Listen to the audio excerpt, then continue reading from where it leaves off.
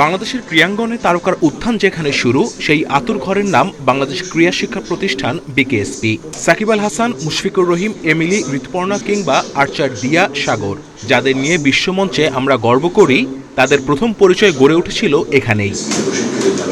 কিন্তু এখন প্রশ্ন উঠছে, এই ক্রীড়া শিক্ষা প্রতিষ্ঠানে কি এখন নতুন তারকার অভাব পড়ছে?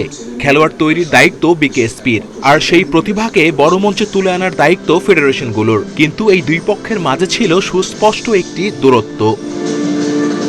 এই দূরত্ব ঘোচাতেই জাতীয় ক্রীড়া পরিষদে ২১টি ফেডারেশনের সঙ্গে মুখোমুখি আলোচনা করল বিকেএসপি। আইসোলেটেডলি ভাবে কাজ না করে, কারণ বিকেএসপি হিসাবে দেখলাম যে ২১টা ফেডারেশন সব সার্চ কমিটির মাধ্যমে যখন কাজ করলাম, দেখলাম যে ২১টা অ্যাডহক কমিটি হয়ে গেছে, যে আসলে একটু বসা দরকার, একটু বসে। কারণ আমিও হয়তো জানি না যে বিকেএসপির আমারও অনেক লিমিটেশন থাকতে পারে, আমারও কোচদের অনেক প্রশিক্ষণ পদ্ধতির কোনো সীমাবদ্ধতা থাকতে পারে, যেটা হয়তো ফেডারেশনগুলি বলতে এখন পর্যন্ত বলছে না এবং আমার পর্যন্ত পৌঁছাচ্ছে না। ওই চিন্তা থেকেই যে একটা ভালো সমন্বয়ের প্রয়োজন, সেখান থেকেই আস্তে আস্তে প্রিপারেশন নিয়ে এটাই করে, এবং আমরা এই প্রায় ২ বার ধরে কাজ করে আজকের এই সভাটার আয়োজন করলাম। বিকেএসপি বলেছে, বিকেএসপির দিক থেকে তাদের অর্জনের জায়গাগুলো বলেছে, এবং তারা আরও অনেক কিছু অর্জন করতে চায়, এবং সেখানে ফেডারেশনের সহায়তা তারা কামনা করেছে। অন দি আদার হ্যান্ড, ফেডারেশনগুলো কিন্তু তাদের যে অনুভূতি বিকেএসপির ব্যাপারে, বিকেএসপির কাছ থেকে সহযোগিতা পাওয়ার ব্যাপারে কিছু কিছু সময় তারা সেটা হয়তো সেভাবে পায়নি, কিছু কিছু সময় ফেডারেশনগুলো থেকেও আগ্রহ দেখানো হয়নি, এই বিষয়গুলো উঠে এসেছে। কিন্তু ফাইনালি যেটা সুখকর খবর সেটা হচ্ছে যে এখন সবাই একটা পয়েন্টে এসে দাঁড়িয়েছে, যেখানে উপলব্ধি করেছে যে ফেডারেশন এবং বিকেএসপি যদি একসাথে কাজ করে, বাংলাদেশের প্রেক্ষাপটে এইটা বাংলাদেশের খেলাধুলাকে অনেক এগিয়ে নিয়ে যেতে পারে। বিশেষ করে আন্তর্জাতিক ক্রীড়া যদি আমরা ভালো করতে চাই, ফেডারেশন এবং বিকেএসপিকে একসাথে কাজ করতে হবে। এই জিনিসটার শুরুটা আমরা আজকে দেখেছি। বিকেএসপির সাথে অনেক দিন থেকেই একটা আলোচনা হচ্ছে, এবং সে ব্যাপারে আমরা যে আমাদের অনূর্ধ্ব যেই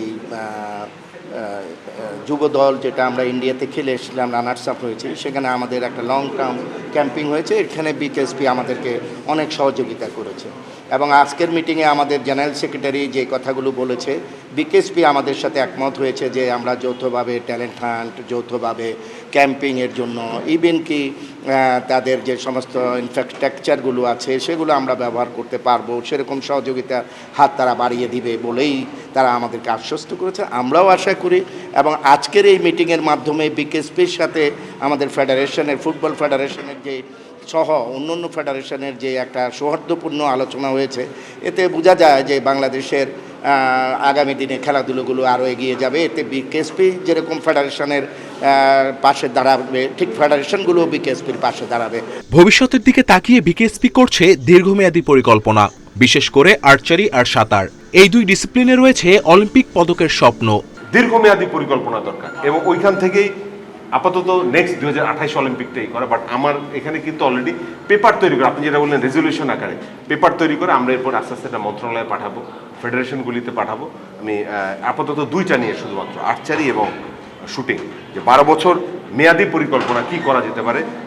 এই ২০২৮-২৮-এর পরে নেক্সট হচ্ছে গিয়ে ৩২-৩২-এর পরে ৩৬। আমরা ৩৬ পর্যন্ত প্ল্যান করে যে ট্রেনিং কীভাবে হবে, বাজেট কীভাবে হবে, লজিস্টিক সিস্টেম কী হবে, এদের নিউট্রিশনের ব্যবস্থা কী হবে, খাবারের ব্যবস্থা কী হবে। হয়তো ২০৩২-এরটা নিয়ে যাকে ৩৬-এর নিয়ে যাকে প্ল্যান করছি, সেই বাচ্চা এখন পর্যন্ত বিকেএসপিতে আসেই নাই।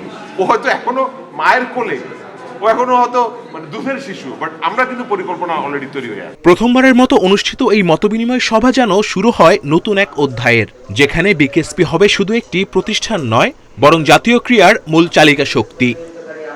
তারকা তৈরির আতুরঘর বিকেএসপি এবার স্বপ্ন ছুঁতে চায় সমন্বয়ের জোরে। BKSP news.